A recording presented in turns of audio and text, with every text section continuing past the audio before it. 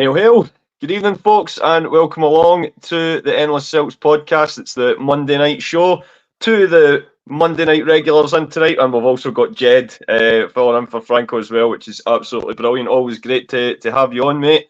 Here was us thinking it was going to be just a bit of a match recap and, nothing too much on the gossip front, and then we've got two big sort of transfer news stories that have just kind of erupted within the last hour there. So we'll obviously get stuck into to those as well. But first of all, how are you doing, boys?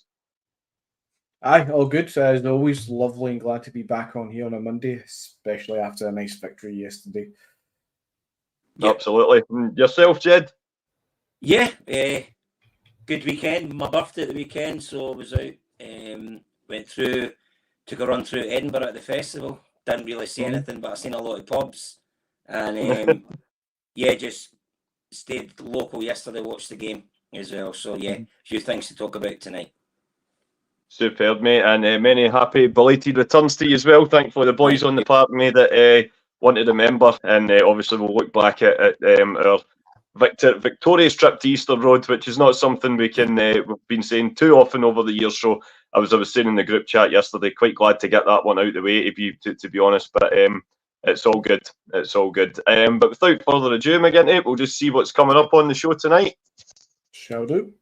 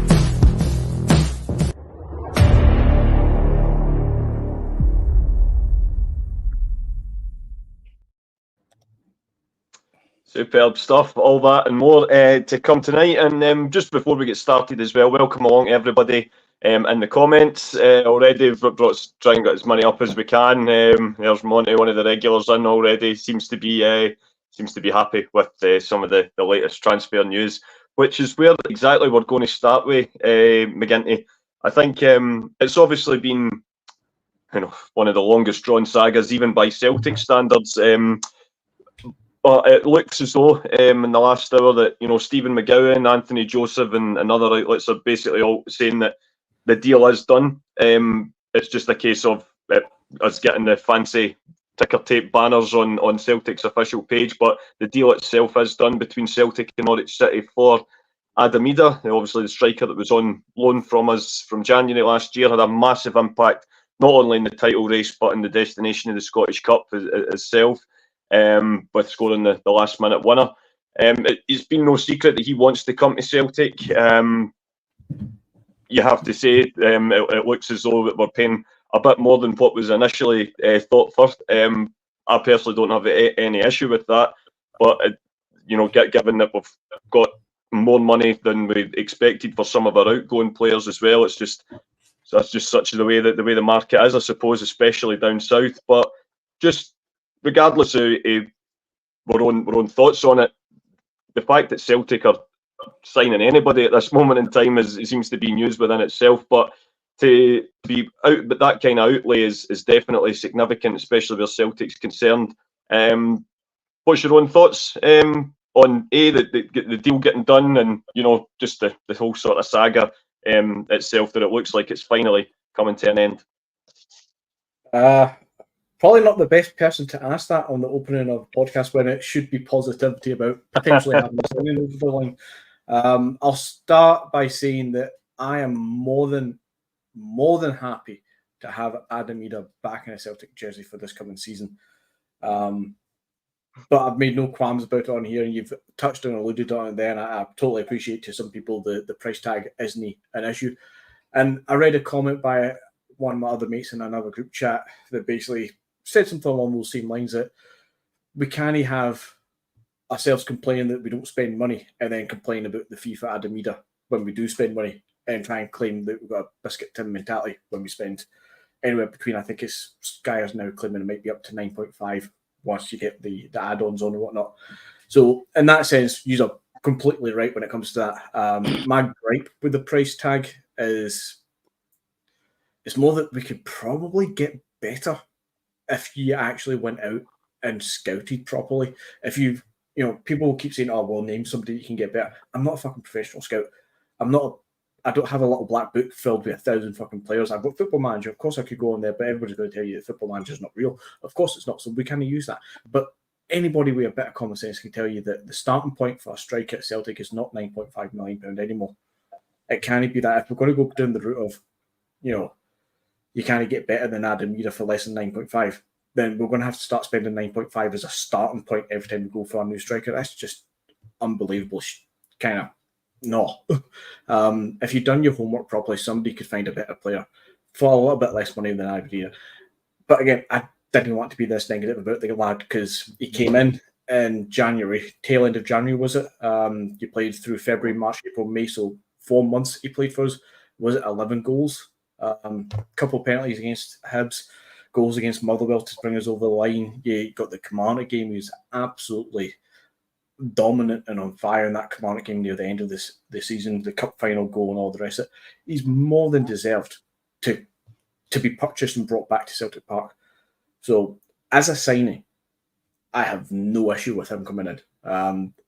Got a little bit of issues with technicalities of the price tag. We've also got 18 more days of this window, so I'll believe it when I see it, when he's actually paraded. But 18 more days, I fully believe we'll milk this one until at least next week before we announce it, no doubt. But on the whole, I'll reiterate, having Adam Idah back, once it does come over the line, it's good to see it's getting closer. It's gonna be fantastic, especially for nothing else. A little bit of respite for Kyogo, who we'll talk about later on, of course, but he deserves to be here. He deserves it. Whatever contract we're going to give him, and he's going to agree to it. Yeah, absolutely, 100% deserves to be here. Yeah, that's fair. As I say, it's like we say, Jed. It has been a long, drawn-out process, a lot longer than any of us would have hoped for. But it does look finally that we are getting some reinforcement for Kyogo up the back. Although I'm saying for Kyogo, I don't necessarily think that Adam Idah's coming up here to be any kind of backup option. Even if we weren't paying the kind of money that we were for him, I think he's obviously came in the tail end of the January transfer window, and there has been, obviously at that point it was pretty much as a backup option. But I think that now that he's going to be coming here on a permanent deal, we have spoke a lot on the podcast about how we feel he fits almost the Brendan Rodgers template of how he wants his striker to look, very much in the mould of a Moussa Dembele. Obviously, he's got a lot to prove to see whether he can get to that level, but he definitely has got off to the right start with being at Celtic. Like I say, big important goals both away from home at Easter Road and at Firth Park, and of course at Ibrox as well. But obviously his performances in the run, especially that night at Rugby Park, and then coming off to score the winning goal, means that he has got plenty of credit in the bank, you would argue, where the supporters are concerned. And I would guess we're all behind him and hoping that he can kick on and really, make a name for himself at Celtic. Yeah, I mean, I'm absolutely delighted that he's came. I'll disagree with Anthony a wee bit regarding the money. Unfortunately, that's football nowadays. That's if you want a player, that's what you're going to have to pay. Now, I have said on the WhatsApp group and on here that we have been very successful with loan with the option to buy. We never had that with Bernardo and Idah. Now, that's something hopefully the club, if we do get any loan players in, We've got to make sure we have that, because that would probably save us money. But look, the guy, he played 19 games and scored 9 goals. Look at the goals he scored that got us the league and the Scottish Cup final win. The guy deserves it. He knows what he's coming to. He knows the players. He knows the surroundings. He knows his way around Glasgow now. I think it's a no-brainer of a signing. He's 23 years of age, so there's plenty of potential as well. He will be champing at the bit to get out. Though, what I kind of thought yesterday after Kyogo went down, I think it was the 50-odd minute, that's probably really that's forced the board's arm today. And they've maybe had to go and pay a wee bit more, because Kyogo has got a shoulder problem. And if we had you imagine if he had to come off yesterday, or we were drawn that game, because we went in without a striker. So delighted Idah's there. Honestly, cannot wait. And I just hope everything's done and he's in the team for Sunday against Hibs. Absolutely, it would be a fantastic way for him to be introduced permanently. The support, I'd rather, like you say, rather in the team or on the bench, rather than getting paraded during the Paradise Windfall or anything like that. But it's just, I think it's a great bit of business, like you say. But, I think a few of the guys have brought it up in the comments, and I know McGinty makes valid points about the amount of money that we're spending, but I do agree in the sense that we've got more money than we asked for or we thought we would get for We've obviously bagged some money for the sales of like Haksabanovic, and obviously the next bit of business we're going to be discussing as well. Sometimes, in an ideal world, maybe 6 million would have been the perfect fee, and that would all have went smoothly. But sometimes you do have to pay a little bit over the odds. It's not the first time it's happened. And whether the Celtic board like that or not, they have had more than enough opportunity to sort of get this deal done and do it in a more, for want of a better word, professional manner. It does seem to have just dragged on, and I don't think that's helped the player, if anything, rather than anything else. And I think at times it's not made Celtic look the most professional in terms of the way that we wouldn't be too happy if other clubs, we're certainly not the way that Atlanta and other clubs are continually lowballing for Matt O'Reilly.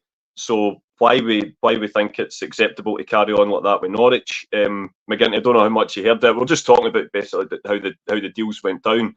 The point I was just trying to make there is, we're not enjoying the fact that Atalanta or Napoli or whoever it may be are coming in with these derisory offers for O'Reilly, putting in a £4.5 million bid when we knew that was never going to happen, was never going to get the deal done. Just reeks of.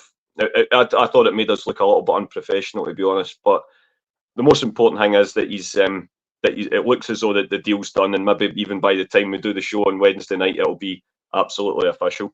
Just get your thoughts on that as well. So the comparison, I think, to the Atalanta Matt O'Reilly deal and offers, I'll excuse Atalanta a little bit for coming in at 14 million if they do end up paying the 25 plus whatever, because they're coming into it fresh with an eye of, right, we know you've sold this for that for that, let's test the waters at 14-15 million euros, and they're testing the waters to see what it is. But they came back with 250 grand, 500 grand more in a second offer, and it's like, come on guys, you are ripping it here. But they've somewhat speedily seem to be getting up to that 25 million mark, which is good if we can get it. Comparatively to us, we went in with 4.5 million when we knew fine well they were going to ask for 8 or 9 million. I know a lot of it is, media talk, internet talk, and all the rest of it, but we knew before the end of the season that it was probably going to take us about 6 million to get him. 5-6 was the kind of number that was being bandied about, and then it came out it was going to be more like 7. And then it became 8 or 9 million, and then it all went quiet. And then we came in with this £4.5 million bid, and that was about 5 weeks ago. And now we're finally here where we are about to pay £9.5 million. That includes probably Idah, so it is a bit, as you say, a bit disappointing, a bit shite that we've wasted the entire summer when we knew fine well we were going to have to pay this amount of money. And a little bit my frustration probably from earlier when I was talking about it, and I know some people are questioning the negativity side of it, it is that kind of slow dragging of the heels. We knew we were going to have to pay this money, so why have we waited this time? He's now spent the entire summer at Norwich, an unhappy player, missing planes, apparently showing up at first day of pre-season a bit more unfit than he would have liked to have been, for whatever reason that would be. And he's going to have to come into Celtic now and spend the next probably 3 or 4 weeks trying to get him up to speed. Is he actually going to be ready for the Rangers game at the start of September is my big question. Because if he's not had the proper pre-season at Norwich, the same as Bernardo, why didn't we have him in sooner so he could have a pre-season with us and they'd both be up and running by now? It's the dragging it out that really kind of frustrates, and then just brings out more negative tension and issues from the fans who are questioning every aspect of the club at times. But you're 100% right, with the 4.5 million, 4 million that we put in early doors, that wasn't testing the waters. That was just stupid. Yeah, it definitely wasn't the ideal way to start the negotiations, put it that way. But I think, as I say, we'll leave the Adam Idah chat there, because I'm sure the boys on Wednesday and Friday, hopefully when the deal becomes absolutely official, we'll have a lot more to discuss on it. But as I said, I think I'm sure not putting words in your mouth, but definitely glad that he's in. Looks as if he's in. And, a lot of reinforcement for the front line. But another bit of transfer news today, was something that is official, an outward going player. Boston Lawwell has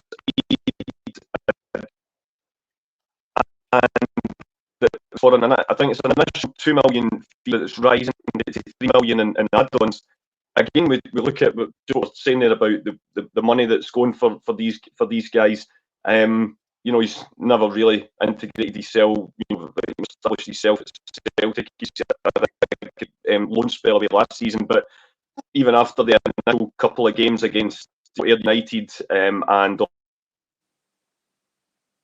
Park, there's not really been much else in the way of him having much game time, and it was pretty much the case of he was never really going to get a chance to properly establish himself. So a couple of £1 million, you can't really argue with that, I suppose.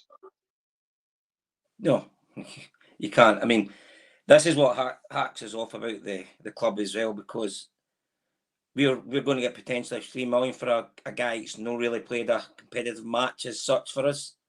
Yet we're arguing with another club who's told us what the price is going to be. We're telling suitors of Matt O'Reilly it's 25 million to even just talk. That's the initial bid. We can't have a cake and eat it. We're all to run a business. So if that's the figure, stop pissing about. Stop upsetting. As fans, we put money, emotion, and everything behind this club. Show a bit of support to the fans. Get the bloody signings done. Let's get on. We have got a great chance, the way we're playing now, and to add to that, this could be a phenomenal season for us. But we're dragging our heels again. But I'm pleased. Good luck to the boy away down to Stoke. That's money I didn't expect to get. Didn't expect to get the money for That's we've almost paid the Idah transfer just with the two. So, and we've still got money to burn. So let's try and be positive. Let's get our act together and get more players in. Yeah, I'll certainly second that. And sorry to the guys that are listening. We do seem to be having a few technical issues tonight. It is what it is. There's not really anything we can do about it. It's just the joys of Wi-Fi. It's nothing else we can do. So apologies, guys, but hopefully stick with us, and hopefully the rate's probably better than the usual pish that I talk, to be fair.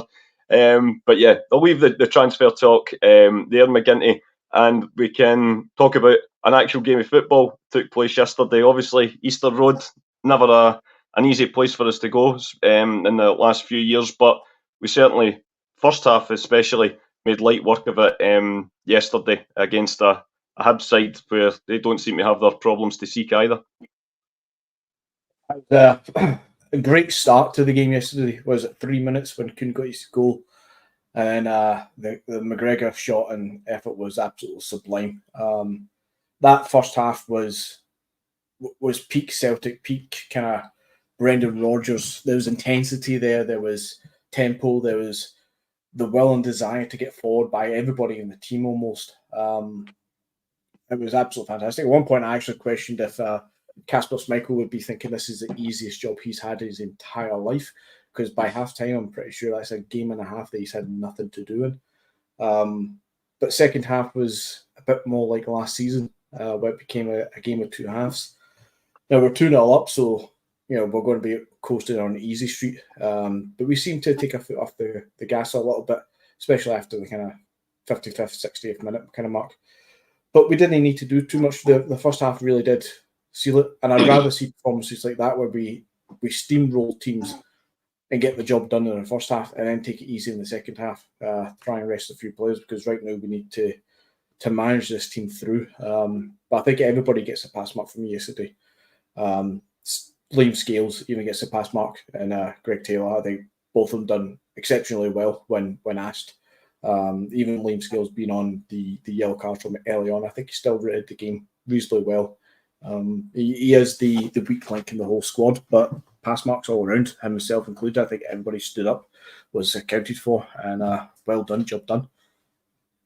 Absolutely, Jed. As I say, not an easy place to go, but as I say, certainly we looked the part in that new kit. I have to say, I know me and McGinty are big fans of it. I know not everybody in the group chat is, but I have to say it gets pass marks for me, especially in the good weather as well. I thought it looked absolutely tremendous yesterday.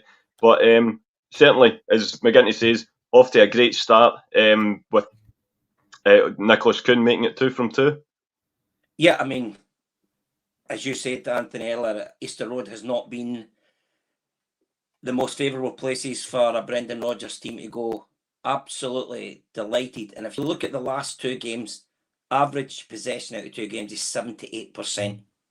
We were 74 yesterday, 82 last week.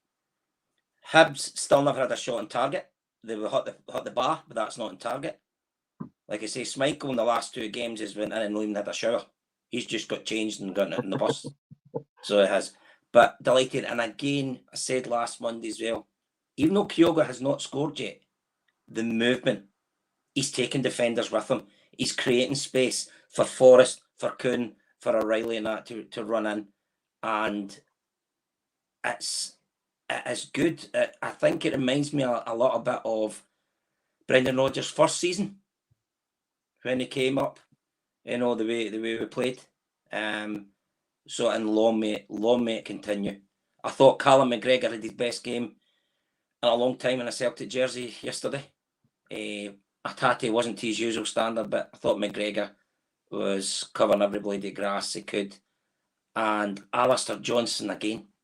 That's a lot. So far this season, I've been really, really impressed with Johnson. But we still need more players in to complement what we've already got. Yeah, Dev. I mean, I think that was the thing that Nicholas Kuhn was part of the pre-match build-up on Sky McGinty. He had one of those in-depth interviews, and he's one of the guys that doesn't get too up nor down with things, but he just definitely looks like somebody that's just got the bit between his teeth so far this season, and he's really eager to impress. And suppose if he's putting goals and assists on the board, then he can't really do much more. And even he possibly could have even had 1 or 2 more yesterday if he just perhaps didn't take that wee extra touch and tried to create that wee bit more space. But in terms of his contribution, it looks night and day from when he first arrived and he had the issues with his teeth. Yeah, it was underweight he came in at with his whole dental operation stuff, whatever was going on. He's benefited from that kind of bedding in period that a lot of players do need, regardless of health concerns and weight issues and whatnot. But he started this season, pre-season, and the first 2 games absolutely on fire.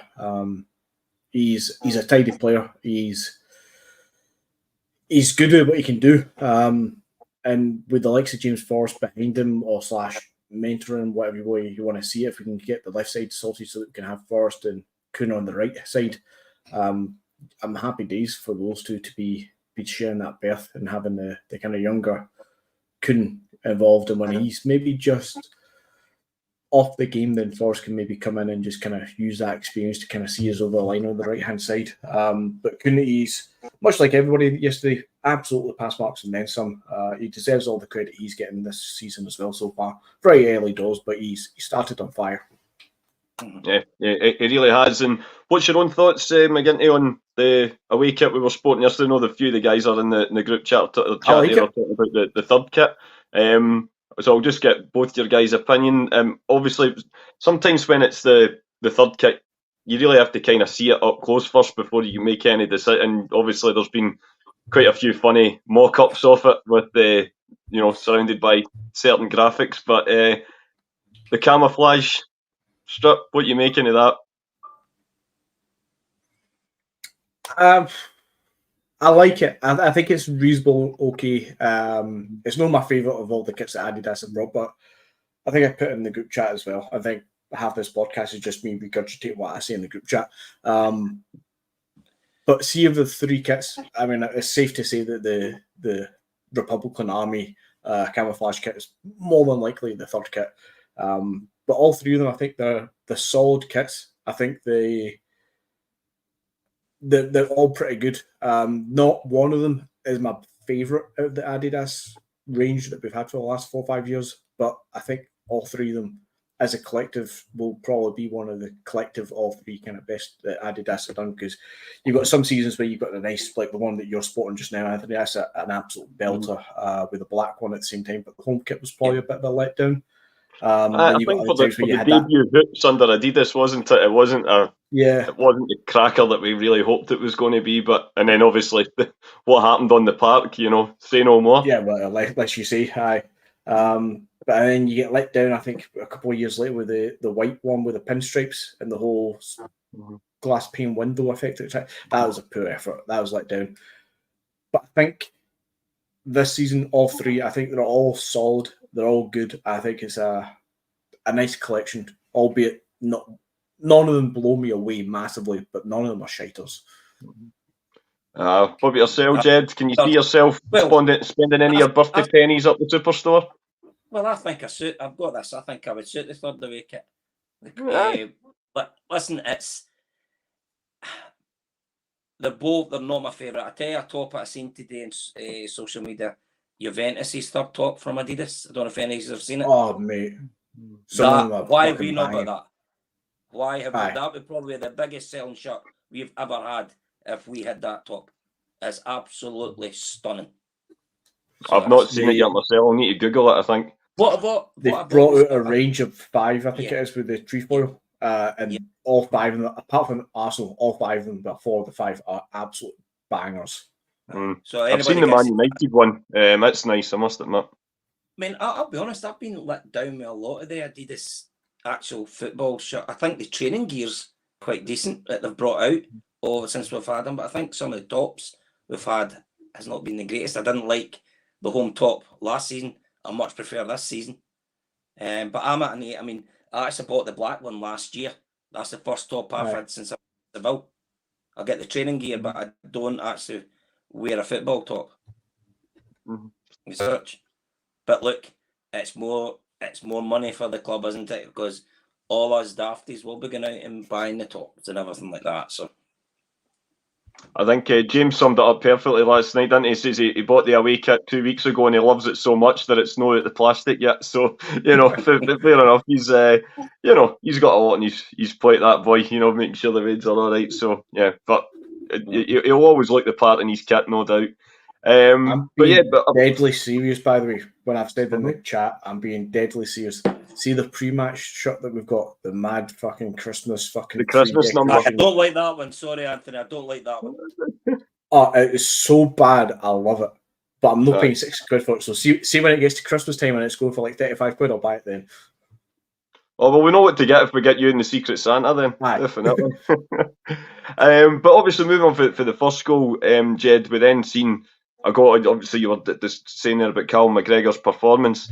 He topped it off with, there's a goal of the season contender already, let's be honest, an absolute rocket into the far corner. The Hibs goalkeeper had absolutely no chance. And it's obviously following Scotland. Obviously, I can understand his decision. Of course, it's all about prolonging his career and obviously some of the injuries that he's picked up. But obviously, with Steve Clark in the crowd, I think if he needed reminding of what Scotland are going to be missing in the next World Cup qualifying campaign, he certainly showed it in spades yesterday. Oh, yeah, what a goal. And I actually seen a fantastic tweet last night. Somebody put, I hope McGregor lets Scotland know every week he can he's retiring. It was just what I bet you I wasn't the only one when he had the ball. I'm saying hit it. And then it rattled in, and I put on our chat, what a goal. But obviously some people's got a dodgy link, let's just say, so they're a wee bit behind. So they didn't know that the goal already scored, but fantastic goal. Absolute brilliant. Like you said, the keeper had no chance whatsoever. Great goal. He has scored some wonderful goals for us over the years. I think it was the one in Europe. We actually get beat abroad. He scored with a volley from away out a couple of seasons ago. Oh yeah, just when Ange first joined. I think it was I think we lost on the night, but it was fantastic. It was so. Yeah, it was a great goal, and it makes it look good when Sky's showing that people's always slating Scottish football and everything like that. That was an absolutely cracking goal. So it was. So long may it continue. Absolutely. Couldn't agree more. And McGinty, you have to say, hopefully we score many more like that between now and May, but that'll definitely be on the highlight reel come the end of the season on the Celtic Park big screens, I'm sure. Mate, I'll take Callum McGregor scoring that goal every single week if you can. But he deserves that goal as much as anybody else. He's a workhorse in that midfield. He's tired, he works tirelessly. It was a great goal. I've said to Gavin so many times for years, I'm never usually blown away or wowed by a long range effort. I think most professional players should be able to hit the target. But there's some long range efforts, and maybe I'm biased with the green tinted specs, but there's some when you see them and just the way it builds into the moment of you're almost like go on, shoot. And when you see it happen in the wee squiggle at the end and shit like that, it just looked fucking fantastic. Yesterday, seeing that goal was absolutely brilliant. He should retire, as you say, retire every week if he can pull that out of the bag. Fantastic effort. Absolutely, and it's something we hope we see, like you say, see a lot more of between now and the end of the season. Like we say, it's a strange one. Normally, Easter Road, it's a bit more, blood and thunder than what it was yesterday. Obviously, no Hibs don't have their problems to seek. They've a lot of issues off the park, etc. Now, and the supporters are feeling, licking their wounds a bit. But they sort of came into it a little bit more in the second half. But again, I don't really ever feel that we were under any kind of pressure. And even if Hibs were to have pulled one back, I do think we would have had every opportunity to go up and add to the lead. And we have to say we probably should have scored more yesterday. I think there was a couple of really important chances, but I think Brendan said that himself. We weren't quite clinical enough, Jed. But I think that's something that's going to come in the weeks to come. But just probably the other sort of main talking point we had lined up for tonight was we all had a big deep breath when Kyogo went down, not once but twice. I think that Brendan, for what Brendan's saying, it was just a precaution. And obviously, when Wally put together the wee video package for the start of the night, we were saying, do we really need to get the deal for Idah moving a bit quicker? That, like you say, might well have been the issue as to why we have. But as much as, like you say, he's not scored yet, but he has been playing well. But I think definitely he needs some support up top. And the fact that it looks now that we're moving to get this deal done quicker for Idah can only be a good thing. Yeah, definitely. And let's be honest, we were all panicking when he went down. His shoulder popped out again, and he's going to have to get an operation on it. But the way it is, I don't think he maybe be playing this Sunday if he does fit in the match fit. Anthony, I know McGinty, you said you don't think he will be, but we just got to hope he is, because we cannot take the chance of getting into Europe with Kyogo injured. Unfortunately, we can't. Nah, you're true and right, and maybe I'm a bit too harsh, a bit too negative. I'm trying to redeem myself from the comments that I've actually taken a battering from today. Maybe he is more fitter than I probably give him credit for, but I just still that's a gripe on the club because I think we should have done the deal so much sooner and had him up and running for our benefit more than anything else. But here's hoping he does come in. I mean, if he comes in tomorrow/Wednesday, I wouldn't expect him to start at the weekend unless Kyogo is out because of injury. But he's just hoping the next 2 weeks, he can get up to speed quick enough to make a real impact for us as we turn to September. Well, we've got an international break coming up as well. So we've got Hibs, then away to St Mirren, and then it's Rangers, and then the international break. So you'll need to be ready for the Rangers game, hopefully. Surely, God, 2.5 weeks' time, he's going to be. You'd hope. Get him out running. Right. You would hope so. I mean, listen, these guys will be naturally fit. They just need to tune it a wee bit. It's a bit like myself. Just need to tune the odd wee bit, and I'm fine. Superb, mate. I'd probably say just went about some of the stuff that's going on in the chat tonight. It's probably just the last bit I was wanting to discuss tonight, because I must admit it frustrates me seeing, the amount of empty seats, especially at a stadium like Easter Road, which is, similar to Tynecastle when it's packed. It's, kind of big, great kind of match day atmosphere, and, the crowd's right on top of the game. And it's a thing that's been happening more and more in Scottish football now, and I feel it's, like you said, I'm not looking for a Livingston setup where, Celtic get 3 stands every week or anything like that, but when you just see the waves upon waves of empty seats, Jed, all covered with, black covering because Celtic Hibs aren't able to sell them to their own fans, I just think sometimes our club's cutting off their nose to spite their face. I mean, it's the same at Hearts at the moment as well. The only time that they're doing the full stand behind the goal is when they're playing Hibs. But I don't see the point in not having, Scottish football, for all it's, they talk about the product, etc. We don't have many big selling points, but I think the sort of passionate, raucous atmosphere is one of them. And yet it seems to be the idea of some of these other clubs to just, they're basically following Rangers' suit and keeping the fan minimum to as low as possible. I just think it's really strange, and especially post-pandemic, you just think, well, these guys mustn't be missing the money that much if they can afford to have, stands half empty rather than selling them to supporters that would snap them up in a heartbeat. Well, look, let's not beat about the bush. The reason how we didn't get a full allocation is because what happened at the last Hibs Rangers game. Because right after that, came out and says, we're not having this. So we've been dragged into this as well. Give us a full stand and have proper stewarding. It's not a problem then. It's not a problem. Easter Road is one of the nicest stadiums in Scotland. It's absolutely cracking stadium. Tynecastle's cracking stadium now. Hearts, I'm going to get onto Hearts, are an absolute joke for, even against Rangers, when you watched it, they give Rangers that tiny wee allocation, yet there are gaps all over the place in that stand. I can totally understand if they have the demand by their own fans to take the tickets. I don't have a problem with that, but they don't. Now, Celtic have not asked for any extra tickets. They're just asking for the additional full stand, which they've had for years.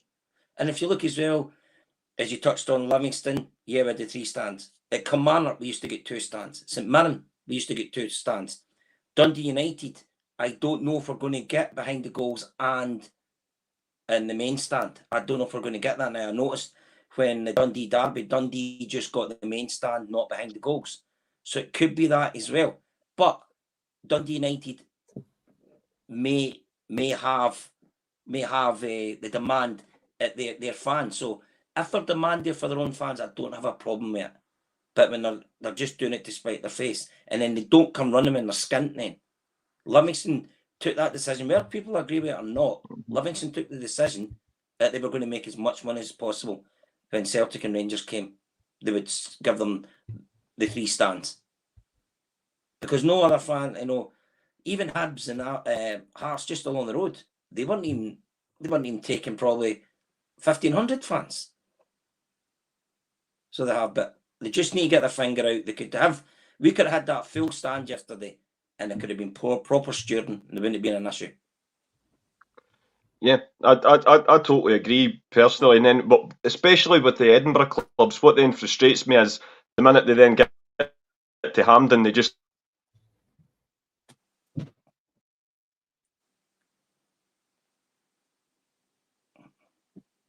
McGinty, can you hear me? I can hear you. I think it's Anthony that's went a wee bit technical there.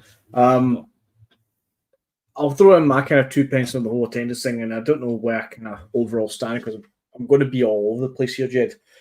I hated, for some reason, I just hated when, I think it was about 5-6 years ago, we went to Kilmarnock, and I think we were going to win the league that game if we won it, and they decided to sell 3 stands to Celtic fans to maximise their money and their income, which I get to a degree, but at the same time, they knew it was a Celtic winning a title at their ground, and it annoyed me inside that Scottish football got to that point where they'd rather chase the money than support their own club and have their own fans there, or kind of try and make a deal about stopping us from winning it. They'd rather just make the money off us, and that's all we are to most of these clubs. It's just a cash cow when we come to visit, and that kind of annoys me. But at the same time, I don't like seeing empty stadiums either.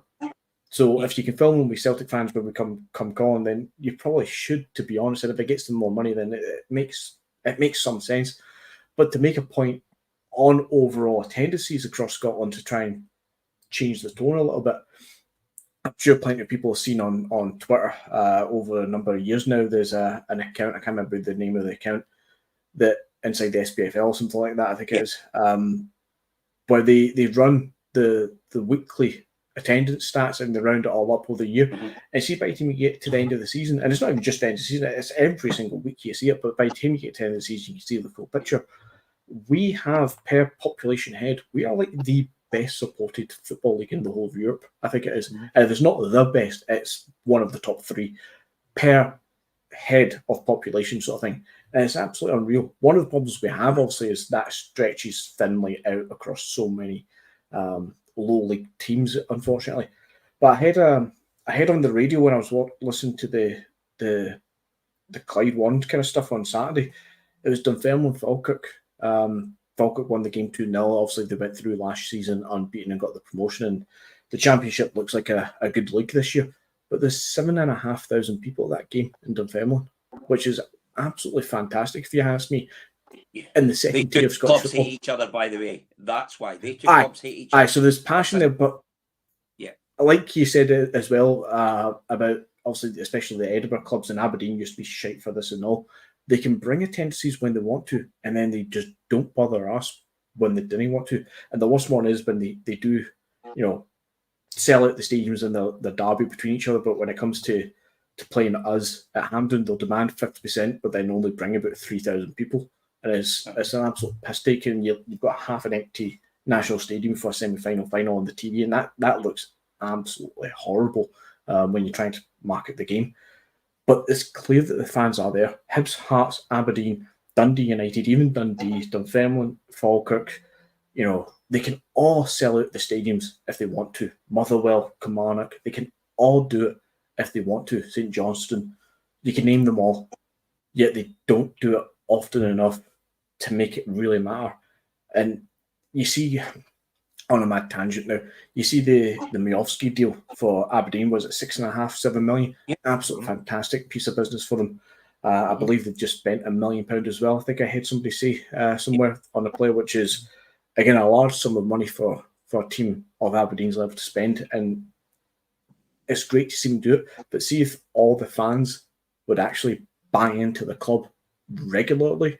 And I believe that most of them try and do as best they can. So I'm not really going to say individuals personally here or anything, but it's clear that there's bigger support that they could probably help push their own club on a little bit financially themselves, which looks better on the TV, which might get us a better deal for our sponsorships and TV deals and the usual snowball effect of how economics can work in this situation. We could just do so much better as a whole, like for the league. But I think it was really refreshing to hear, as you say, Jed, okay, there's a rivalry there, across the river between the two clubs. But it's good to see that the attendance actually can be there when it matters. But Anthony, as I said 5 minutes ago, I don't have a problem with any club in Scotland that don't give us a full allocation or the cut allocation if they have demand from their own supporters to fill it. I don't have a problem with that. Don't have a problem. And by the way, I'm going to rant as well. What really pisses me off about our own support, Celtic Park, every game last season, league game, sold out. Yet season ticket holders are not turning up. Anthony, Mr. Dunn, you'll notice that as well when you're at the game. We still have not got that sorted out where fans can resell it to let the club know they're not going in. That's painful that we don't do that. Joke. And we've got over 35,000 in the waiting list. So come on, let's get supporting their own club. If you can't, I mean, there are times that I cannot go to the game, but I'll always make sure someone has got that ticket, and I don't take money off anybody for it, because if I'm not going to be sitting, so I'd rather let someone can get the use of it. And I just that. Sorry, that's me going off on a tangent. Done them again. Tangent, but we need to get our own house sorted out as well, because we need, if you look at the support, the last 8 games, the support got us the league, got us fully behind the team. When we played Hearts, when we beat them 3-0, that atmosphere was unbelievable, and that startled Hearts. Hearts couldn't cope with that. The fans were right behind. The noise was unbelievable, and we can create that. But let's get the stadium full. We've got the demand. There is plenty of Celtic fans out there who all know maybe cannot afford to go to the games. So if you're not going to go, give it to them. Let them get away to you out. It's mental, because my go-to club for highlighting this shit, Barcelona do it like that. All the club members pay up and buy the season tickets, and probably more than half don't bother their asses to show up to the games. But they've got a resale on it and all. Yeah. How many tourists go to Barcelona, so they all snap them up anyway. And I know that's somewhere where we don't really want to go in a touristy kind of mentality with it. But then across the city, they've got that down to a T, apparently, with the whole resale thing. And if they can sort that when they're in the mess that they're in, how the hell you don't figure this out? It's an easy solution. Hire a company that does a resale. Gig tickets. It happens with gig tickets. There's a resale option on it. Just fucking implement it. It can't be that hard. Well, that's the thing. I mean, I remember John wanting to. I remember it was after the Blackburn Rovers pre-season friendly last year, and we were going through the topics. And I remember him putting this up as a topic, but at the time it was just about the attendance at the game, and I kind of thought he was going to, and I was going, "What? Why we're just looking for stuff to moan about now that there was only 30,000 at the Blackburn game." But then when he was explaining it, it made more sense that he was saying that it was one of those days where he was actually in Glasgow and would have fancied going to the match, but like you say, it was coming up on the website as sold out, because obviously those season tickets, at the moment there's no any facility to put the resale through, and that was the point he was making. And in hindsight, but it was a great point, because there's really, like you say, there's no excuse for a club of our size, or a club with a waiting list the size that we do. And if there's people getting even the chance to go to one game or two throughout a season, that still creates that buzz and that that sort of buy-in that they want to. They'll still be interested in the club and want to get there as often as they can. But yeah, that's kind of out the box thinking. Well, it's not really, I suppose, but perhaps a little bit too adventurous for our boys. Conversation, isn't it? Absolutely, yes. I think so, Jed. I think so, and that's literally what I was about to say there. I'm sure maybe some of the boys can pick up on Wednesday night. But it's not often that you don't have much to talk about after a match at Easter Road. But that's kind of it for tonight, folks. As I say,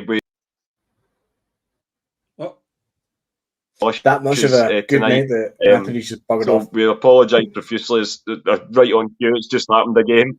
It's just one of those things. It's obviously we're not on a major feed or anything like that. But thanks for sticking with us, those that have. And it's the luck of the draw. Sometimes the connection's not great, but it is what it is. But yeah, when we have all been on the screen, guys, have you enjoyed it? Yeah, I have. Aye, it's always a pleasure. I hope. Always a pleasure having you on as I get on the Monday night as well, Jed. You know, obviously it's normally the two Anthonys and Franny that seem to hold this bit, but it's always good to have a different face on. I'm on next Monday as well, I think so. But I just hope the guys that's on Wednesday and Friday, they're talking about more new signings that's coming in. Well, here's hoping, guys. And again, just thanks to everybody for sticking with us on the chat. And we've tried to get as many comments up as we can. We just appreciate all your support as always. As Jed says, we'll be back on Wednesday for the double pivot. I'm not sure who's on, but hopefully, like you say, they'll be doing a bit more of a deep dive on the official signing of Idah. Fingers crossed, and you never know, maybe someone else. Fingers crossed. But thanks again, guys. Stay well and keep safe. Hail, hail.